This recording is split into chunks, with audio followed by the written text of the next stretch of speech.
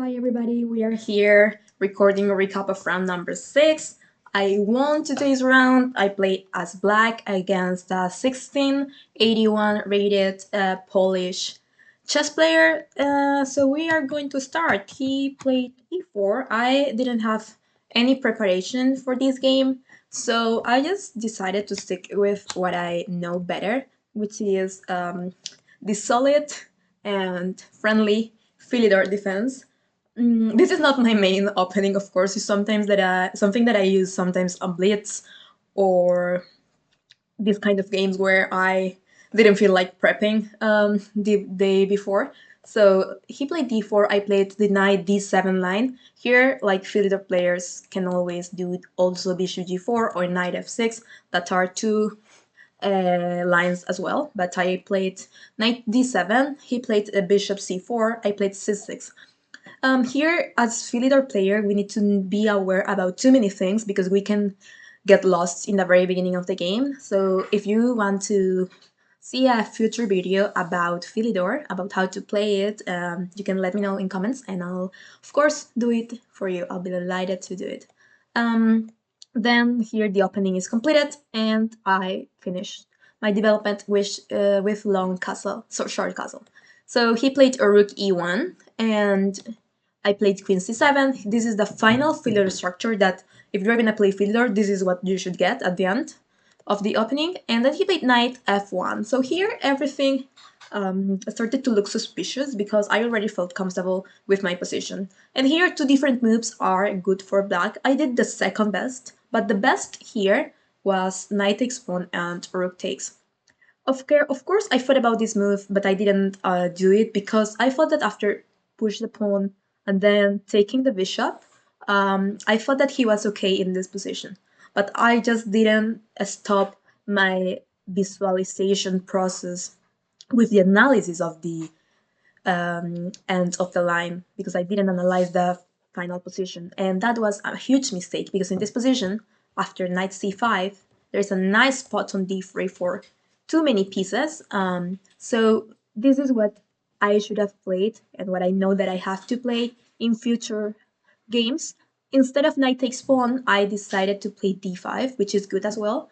And he make an inaccuracy playing bishop d3.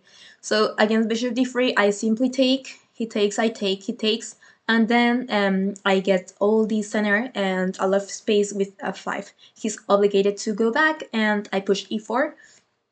And now he moved his knight to g5, forcing me to take it, because if I don't take and I simply kick the knight out, then he has a fork over here, which is very bad. And if I, for example, move my knight to f6, he has a check. And then if I go here, I think he can go here. I thought about this sequence. I don't know if it's that good though, because I thought that I take, he takes, and then I take back, and then he takes back. So I don't know. I didn't like it at all. It wasn't my best choice. Oh, sorry, like here he has to take back and then take the bishop. So I didn't like this. I decided to take instead, and just to get to this position where I missed an opportunity because I played knight f6, and this is an inaccuracy because I'm basically trading a lot of minor pieces, which is not ideal according to keep your advantage. You know that when you have like advantage related to space, to position, to king's position, etc., when we are talking about positional advantage, as less pieces as you trade is going to be better for you. And of course, the person that is under attack, under pressure, needs to trade as much pieces as they can. Basically, because if you trade your pieces, you are not going to have enough material to do your attack. But anyways, I just thought that to keep the bishop was fine. And after queen b3 is a huge mistake. Look how a simple move can be a huge mistake. Why is it that bad and the bar suddenly turns to +1 in my favor?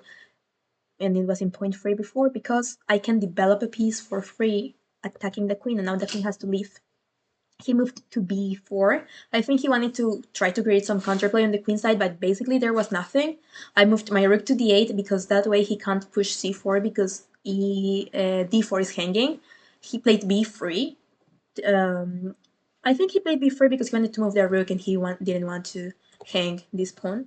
I played h5, and this was a move that I'm very proud of because I usually don't do these kind of moves, like very aggressive on the king side, and even though I'm thinking that they are correct, I usually don't believe enough in myself. But this time I did it, and it was perfect. So after c4, I played b6. Okay, this is an explanation. I played b6 because I didn't want to let his queen to come here and here to offer a trade.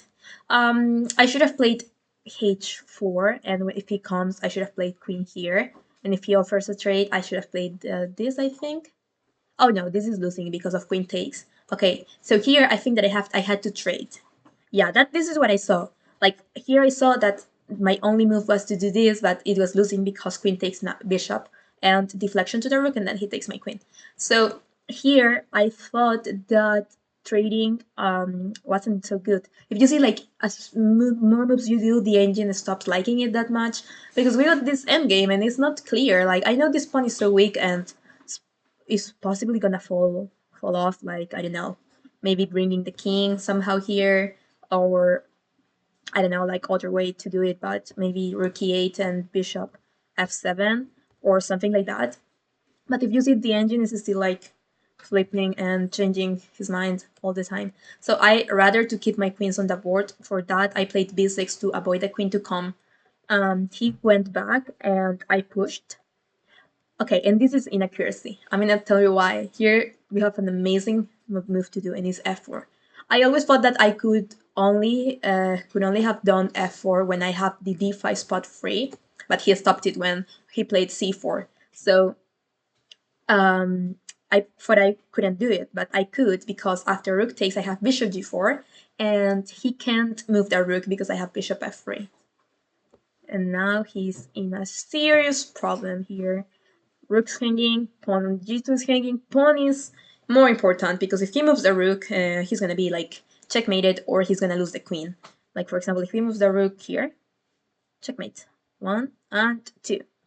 So if he moves the rook here, well, I'm gonna take it and then I'm gonna checkmate him somehow over here. So this was the thing that I should have played. Of course, when I play f4, he shouldn't take, but I didn't see it, and I played h4 instead of f4. He pushed because he was kind of desperate because of the pressure on the king side, and he wanted to trade pieces, but of course he gave up a pawn, and he got into a very, very losing endgame. Here he went back because this is the only way he can protect the pawn. He can't push, though, because I will take the pawn on b3, and I think that here he felt safe.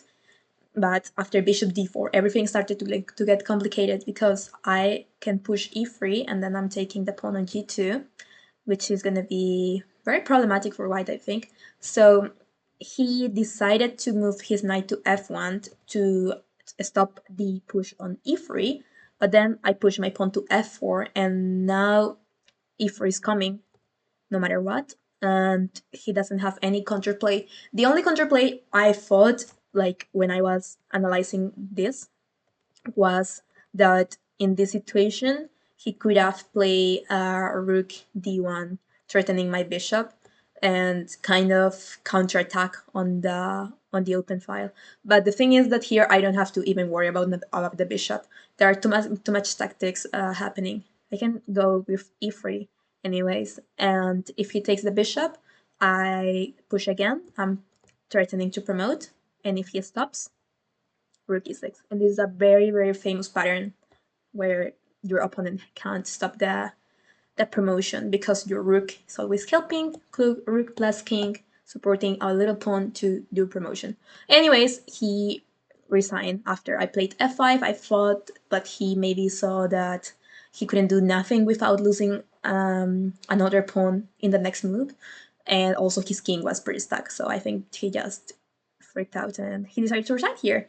I analyzed the game after with him. He said to me that he was expecting me to play other defense, which is understandable because I barely play PHILIDOR on classical games. But today worked it, and I hope you guys enjoyed the video, and I'll see you tomorrow with round number 7 recap. Bye!